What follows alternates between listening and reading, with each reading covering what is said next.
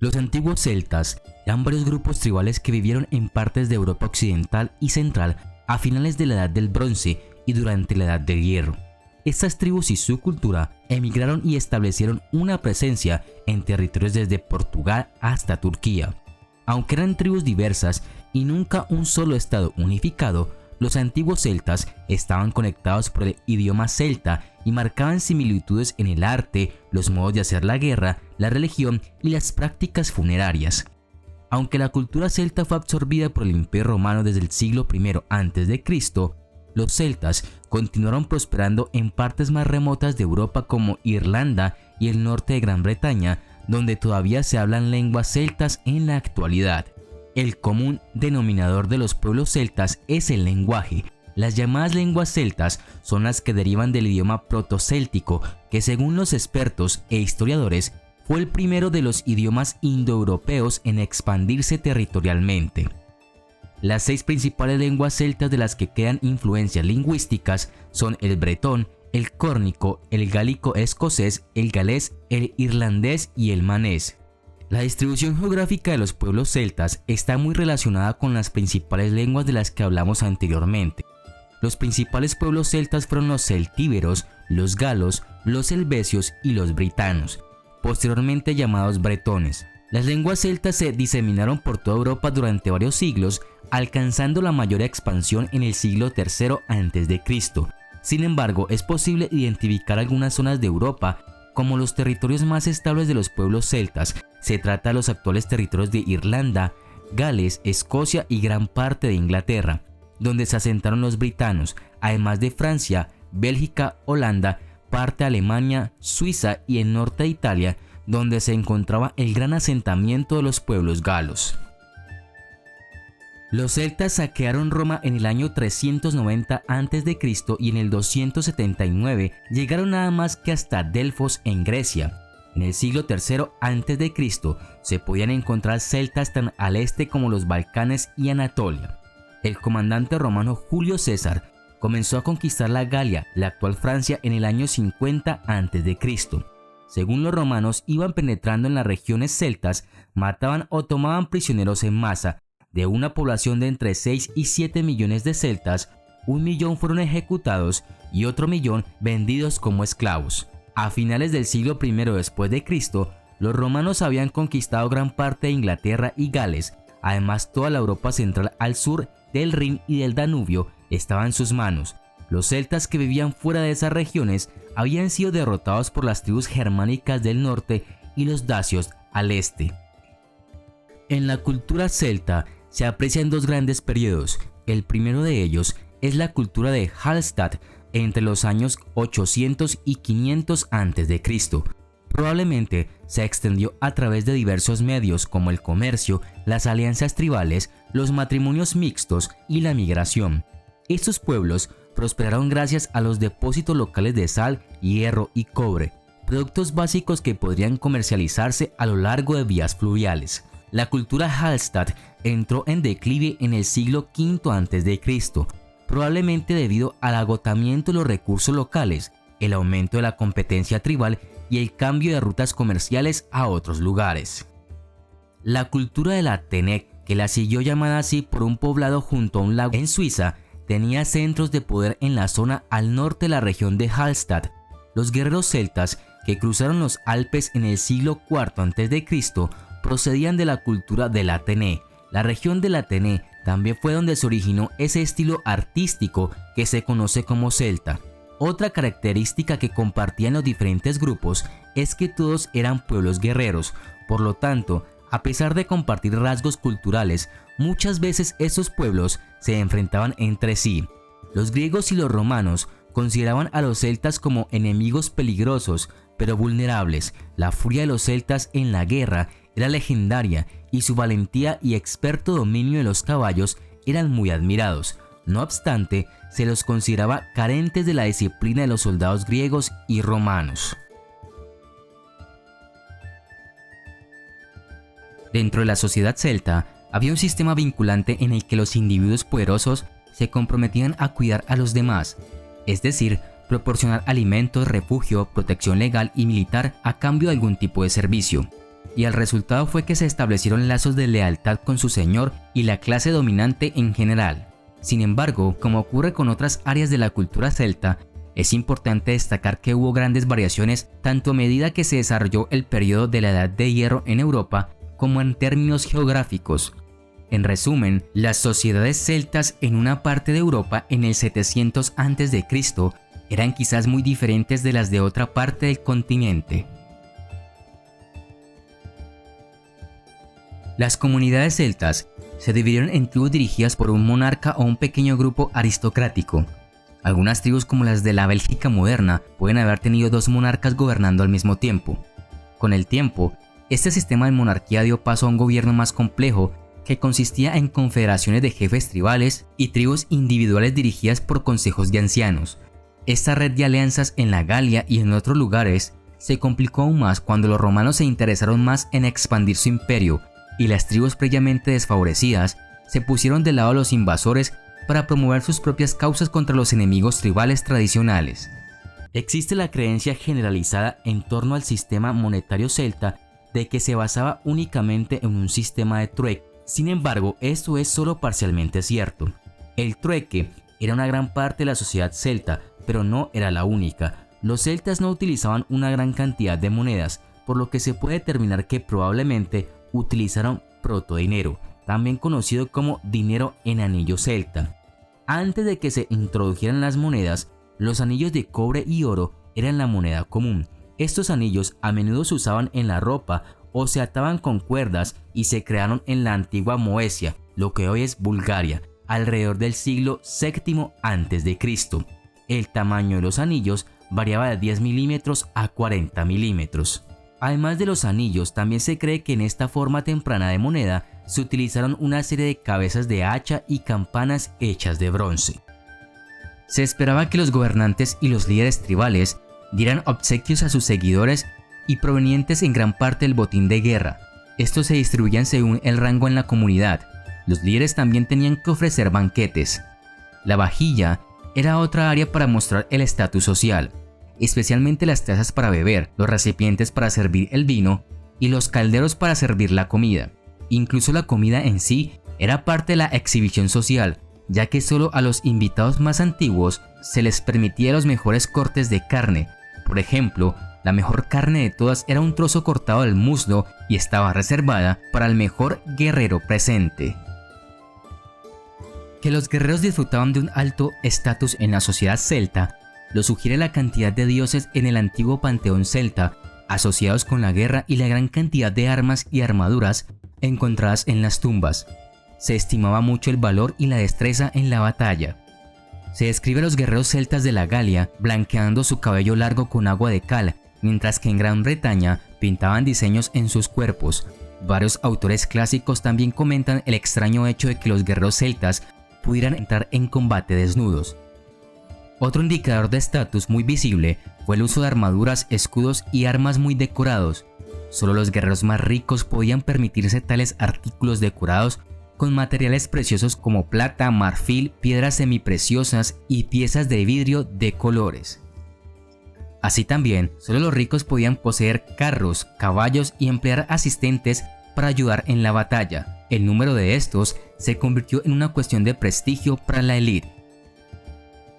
El budismo puede describirse como una religión chamánica, ya que se basa en una combinación de contacto con el mundo espiritual y medicamentos holísticos para tratar y en ocasiones causar enfermedades. Se decía que inducían la locura en las personas y eran adivinos precisos. Existe un gran misterio que envuelve la historia real de los druidas, ya que nuestro conocimiento se basa en registros limitados. Se cree que el druidismo formó parte de la cultura celta y galia en Europa, con la primera referencia clásica a ellos en el siglo II a.C. Sus prácticas eran similares a las de los sacerdotes de hoy, conectando a las personas con los dioses, pero su papel también era variado y amplio, actuando como maestros, científicos, jueces y filósofos. Eran increíblemente poderosos y respetados, capaces de expulsar a las personas de la sociedad por violar las leyes sagradas, e incluso podían interponerse entre dos ejércitos opuestos y evitar la guerra. No tenían que pagar impuestos ni servir en la batalla. Las mujeres druidas también fueron consideradas iguales a los hombres en muchos aspectos, inusual para una comunidad antigua.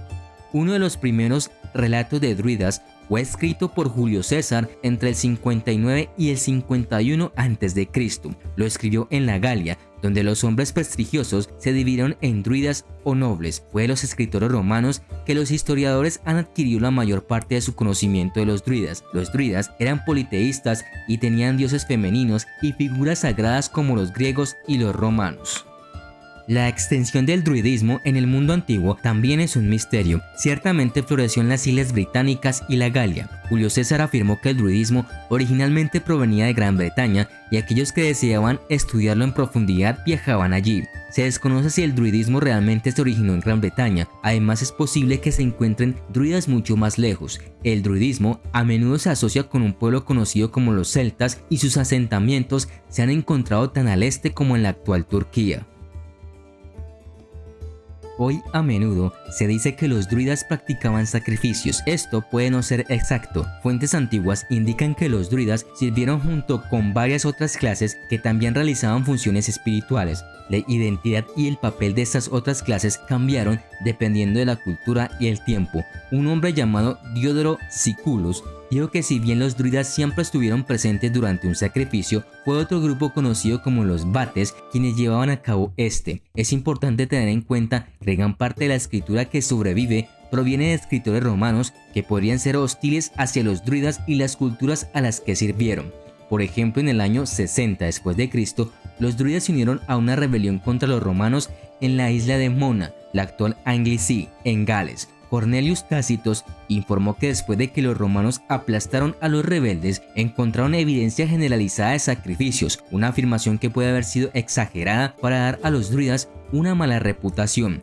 Tácito también escribió que consideraban que era un deber cubrir sus altares con la sangre de los cautivos y consultar a sus deidades a través de las entrañas humanas. En general, los relatos griegos y romanos de los druidas se dividen en tres categorías. Algunos, en su mayoría griegos, los tratan como grandes filósofos y científicos dignos de admiración. Otros, en su mayoría romanos, los convierten en sacerdotes bárbaros sedientos de sangre, ignorantes y crueles. Dentro de la clase druida se cree que hubo subsecciones, todas con túnicas codificadas por colores. El druida más viejo o considerado el más sabio era el archidruida y vestía túnicas doradas. Los druidas comunes se vestirían de blanco y actuarían como sacerdotes. Los sacrificadores lucharían y vestirían de rojo. Los bardos azules eran artísticos y los nuevos reclutas para el druidismo completaban tareas menores y eran tenidos en baja estima, vestidos de marrón o negro. Todos los aspectos del druidismo estaban bien estructurados y ordenados, desde la jerarquía de la clase druida hasta su patrón de vida que siguió los ciclos de la naturaleza. Observaron ciclos lunares, solares y estacionales. Celebrarían el Año Nuevo en Samhain, el día al que nos referimos como Halloween. Esto fue cuando la última cosecha se llevaría a cabo y fue un día lleno de misticismo y espiritualidad, porque los vivos y los difuntos eran lo más cercano a ser revelados entre sí que en cualquier otro día. Yule fue el solsticio de invierno, una época en que los druidas se sentaban en montículos de tierra, por ejemplo en Newgrange en Irlanda, durante toda la noche esperando el amanecer cuando renacerían. Imbolc, el 2 de febrero, implicó el uso de leche de oveja para celebrar la maternidad. Ostara fue el equinoccio de primavera y Beltane tuvo lugar el 30 de abril como un festival de fertilidad. Lughnasadh fue la primera cosecha el 2 de agosto y Mabon fue el equinoccio de otoño. Luego, el ciclo de los días santos se repetiría nuevamente, reflejando los ciclos de la naturaleza, las plantas y de hecho la vida misma, ya que los druidas creían en la reencarnación. También creían que los pecados cometidos en una vida anterior podrían compensarse en la próxima. Sus lugares de culto eran zonas tranquilas y apartadas como claros en bosques y círculos de piedra. Probablemente el círculo de piedra más famoso en Gran Bretaña es Stonehenge, un antiguo monumento megalítico que data alrededor del 2400 a.C. Los primeros pensamientos de la mayoría de las personas sobre los druidas podrían ser congregarse alrededor de Stonehenge y lanzar encantamientos mágicos. De hecho, se cree que este era un lugar de culto para ellos, como lo es hoy para los paganos y otros neodruidas.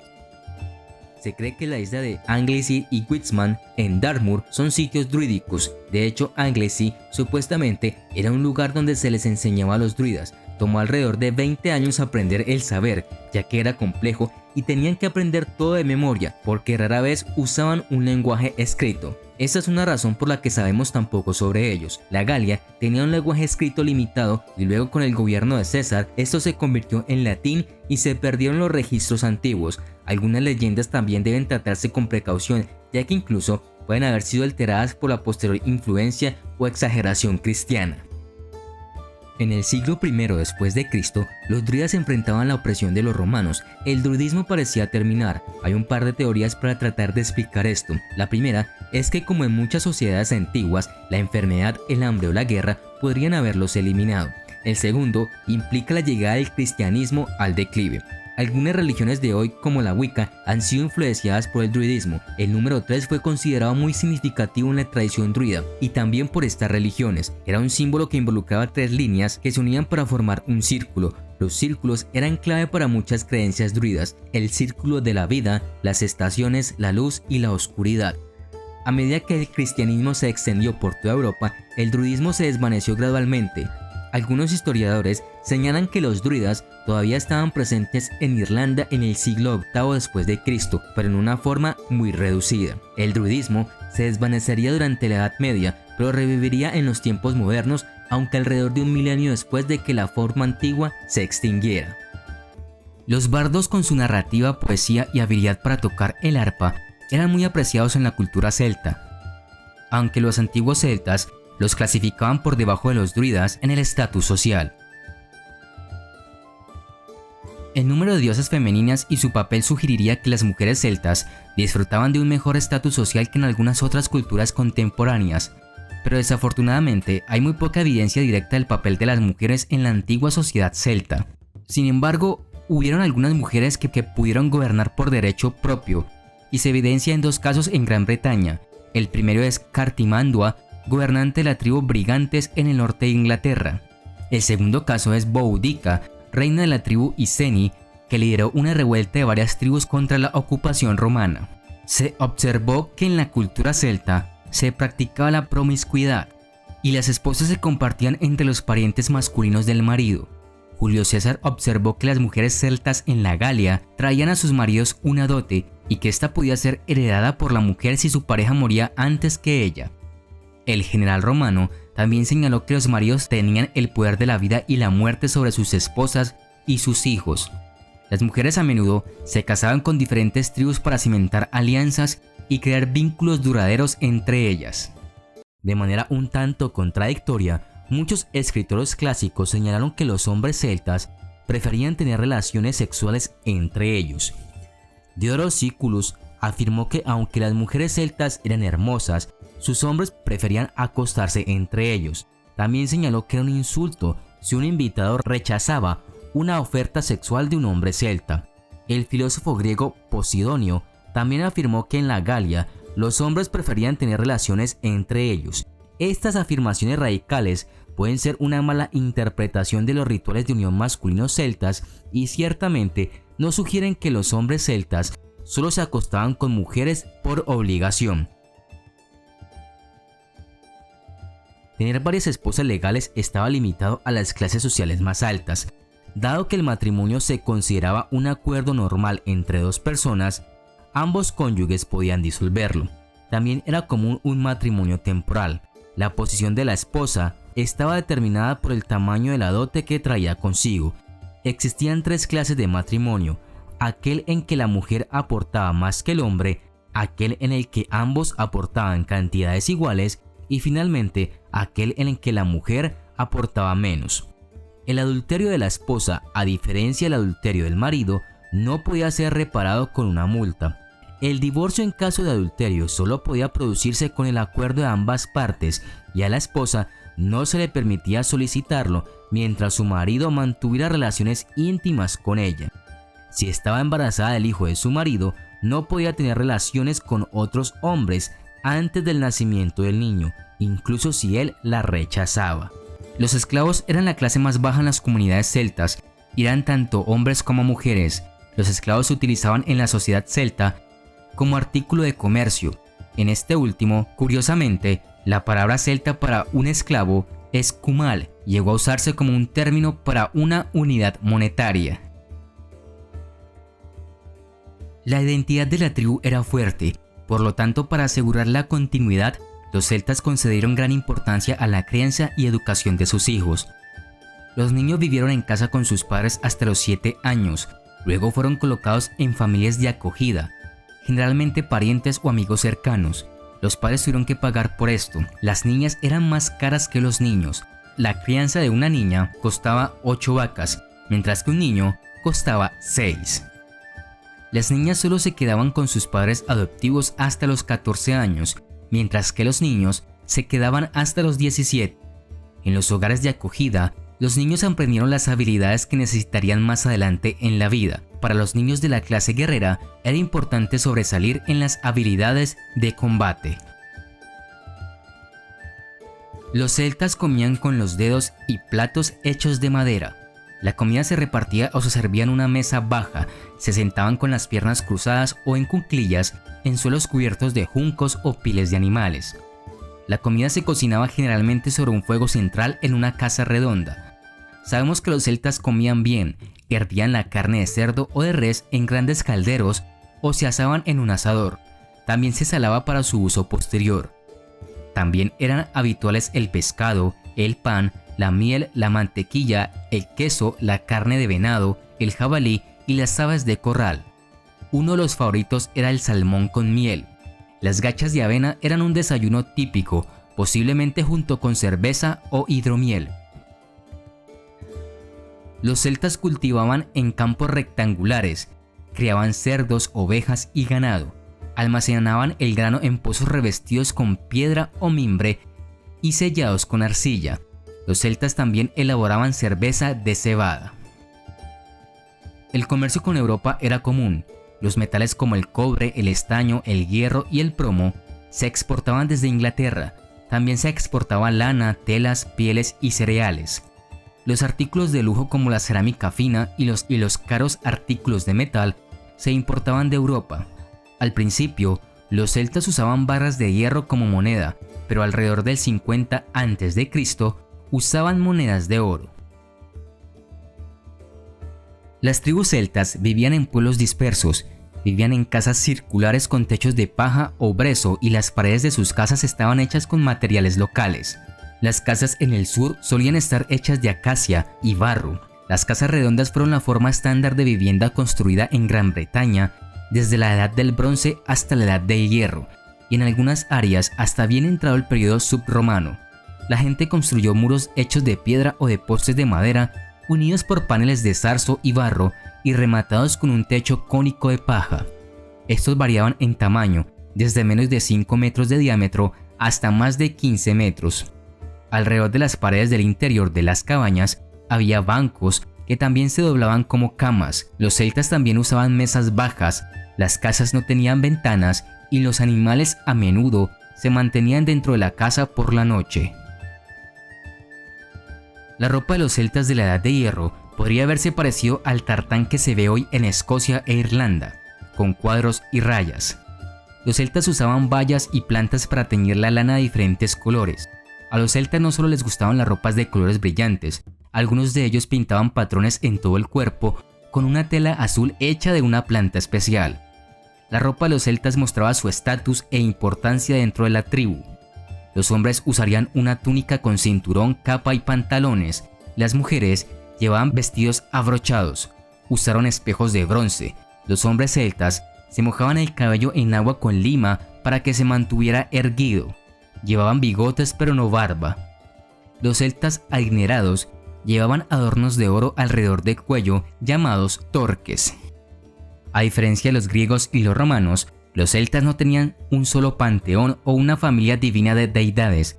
Aparentemente, los dioses eran específicos de tribus particulares o estaban conectados a características importantes del paisaje como un río, un manantial, un bosque o una montaña.